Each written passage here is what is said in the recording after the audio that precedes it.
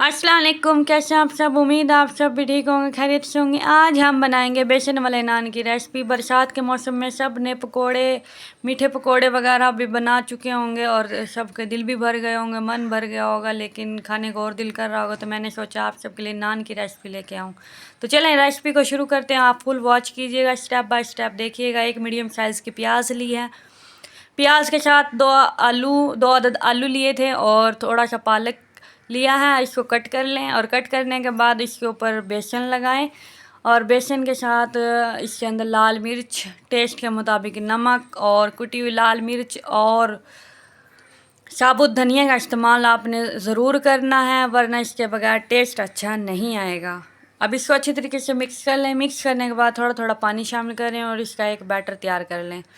अगर आप सब मेरे चैनल पर नए हैं तो मेरे चैनल को सब्सक्राइब कर लें, मेरी वीडियो को लाइक कर दें और एक अच्छा साथ में कमेंट्स भी कर दें। मेरी वीडियो आप सबको कैसी लगी या कैसी लगते हैं देखने के बाद मुझे ये भी बताइएगा।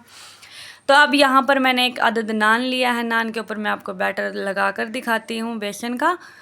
और ये नान मैंने घर पर खुद तैयार किए थे और इसकी भी एक वीडियो है जो कि मैं वीडियो एंड स्क्रीन पर लगा दूँगी। अगर आप लोग को विज़िट करने के बाद ना मिले तो फिर मैं साथ में इस वीडियो का लिंक भी लगा दूँगी। तो आप लोग भी इस तरीके से घर पर नान बना सकते हैं, बेसन वाला भी और रोगनी नान भी।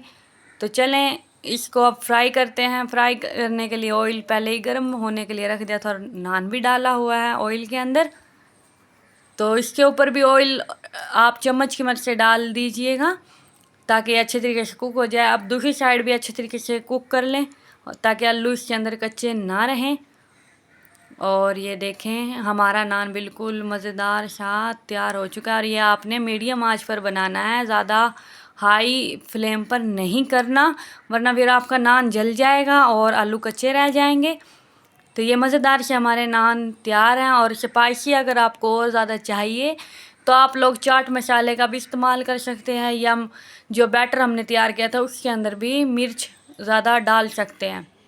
लेकिन यहाँ पर मेरे बच्चों ने भी खाना है तो मैंने यहाँ पर ज़्यादा स्पाइसी इसको नहीं बनाया। ये चाट मसाला भी थोड़ा सा इसलिए डाला है ताकि आप सब लोग देख सकें कि इसको इस तरीके से भी स्पाइसी किया जा सकता है।